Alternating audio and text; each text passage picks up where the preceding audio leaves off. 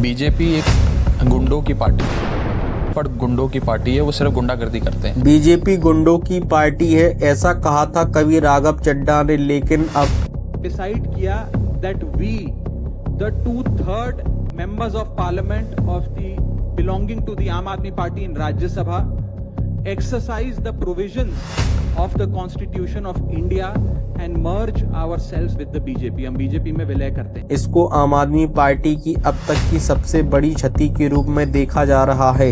राघव चड्ढा के इस कदम से आम आदमी पार्टी के साथ साथ जैन जी के लिए भी बड़ी आश्चर्य की बात है।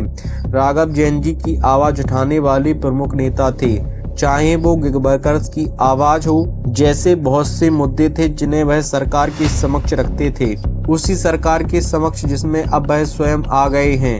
अब राघव चड्ढा के उन बयानों को सुनिए जो बीजेपी में ज्वाइन करने से पहले दिए गए थे। राजनीतिक दल जिसने ईमानदार राजनीति इस देश में स्थापित करी है और एक पहल करी वित्तीय पारदर्शिता इस देश में लाने के लिए, डोनेशंस की पूरी डिटेल वेबसाइट पे डालने के लिए, उसको इन लोगों ने रोका है, उसको रोकने का प्रयास करा है। और इस भ्रष्टाचार की जंग में हमें कमजोर करने का प्रयास भारतीय जनता पार्टी की केंद्र में बैठी सरकार, मोदी सरकार लगातार कर रही है। वो रकम नहीं बनी, मैं साफ तौर पे कहना चाहता हूं, आज तक वो रकम नहीं बनी और वो शख्स पैदा नहीं हुआ जो राघव चड्ढा को, आम आदमी पार्टी को या अरविंद केजरीवाल को खरीद। भारतीय जनता पार्टी एक ऐसी वॉशिंग मशीन है जो बिना डिटर्जेंट पाउडर के ही दमदार सफाई देती है।